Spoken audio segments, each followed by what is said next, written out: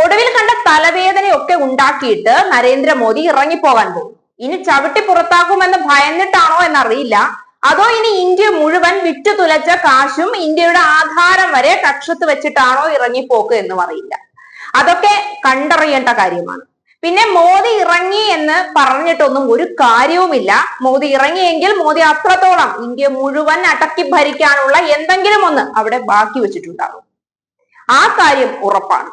മഹാരാഷ്ട്രയിലെ വേർപിരിയലിന് ശേഷം ഏത് സമയത്തും ബി.ജെ.പിയും പ്രധാനമന്ത്രിക്കും എതിരെ ശക്തമായ ആരോപണങ്ങൾ ഉന്നയിച്ചു കൊണ്ടിരിക്കുന്ന നേതാവാണ് സഞ്ജയ് റൌട്ട്. പ്രധാനമന്ത്രി വിരമിക്കുകയാണ് എന്ന വിവരം പറയേണ്ടത് ശരിക്കും ബി.ജെ.പിയും ആർ.എസ്.എസുമാണ്. എങ്കിലും പ്രധാനമന്ത്രിയോട് പരോക്ഷമായി വലിയ അനുകൂല നിലപാട് സ്വീകരിക്കാത്ത സഞ്ജയ്ക്ക് ഈ വിവരം എങ്ങനെ കിട്ടി എന്നതിനെ പറ്റി ആശങ്കകളും നിലനിൽക്കുന്നുണ്ട്. കാരണം ഈ വിവരം പുറത്തു പറഞ്ഞത് സഞ്ജയ് റൌട്ട് ആണ്.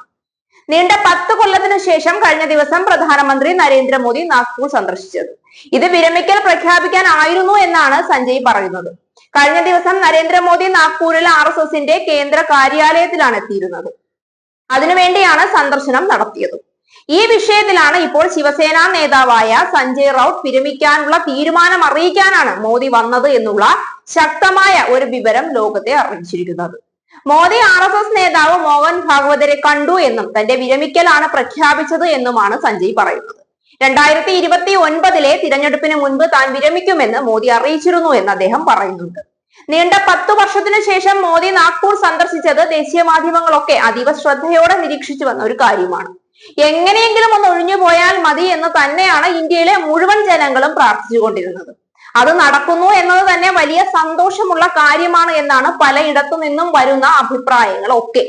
എന്നിരുന്നാലും നരേന്ദ്രമോദിയെ പോലെ അധികാരത്തിൽ കടിച്ചു തൂങ്ങി ഒരു അണുവിട പോലും വിട്ടുകളിക്കാതെ നിന്ന അധികാരമോഹിയായ മതതീവ്രവാദിയായ ഒരു രാഷ്ട്രീയക്കാരൻ പെട്ടെന്ന് എന്തുകൊണ്ട് അധികാരം ഒഴിയുന്നു എന്നുള്ളത് വളരെ ഗൗരവപൂർവ്വം ചിന്തിക്കേണ്ട മറ്റൊരു വിഷയം കൂടിയായിരിക്കുകയാണ്.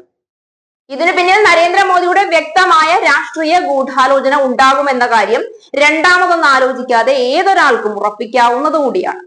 അങ്ങനെ ഇങ്ങനെ ഒന്നും ഇന്ത്യയുടെ സമ്പത്ത് വിട്ടിട്ട് മോദി പോകുമെന്ന് ആരും പ്രതീക്ഷിക്കേണ്ട. അപ്പോൾ പോകുമെന്ന കാര്യം ഉറപ്പാണെങ്കിൽ ഇന്ത്യ മുഴുവൻ കോർപ്പറേറ്റുകൾക്ക് വിറ്റു തുലച്ചു എന്ന് ഉറപ്പിക്കാം. എന്തൊക്കെ കട്ടെന്നും എന്തൊക്കെ മുടിച്ചെന്നും എന്തൊക്കെ വിറ്റെന്നും ഇനി പടിയിറങ്ങിയതിനു ശേഷം പരിശോധിച്ചാൽ ബോധ്യമാകും. പരിശോധിക്കാൻ ആടുകിടന്നിടത്ത് ഒരു പൂട പോലും ബാക്കി വെക്കാതിരിക്കാനുള്ള ബുദ്ധിയൊക്കെ മോദിക്ക് ഉണ്ട് താനും. എങ്കിലും ഇന്ത്യ മുഴുവൻ വിറ്റു തുലച്ചിട്ട് പിടിക്കപ്പെടും മുന്നേ വിദേശത്തേക്ക് ഓടി രക്ഷപ്പെടുകയാണോ എന്ന കാര്യം കൂടി ചിന്തിക്കേണ്ടിയിരിക്കുന്നു.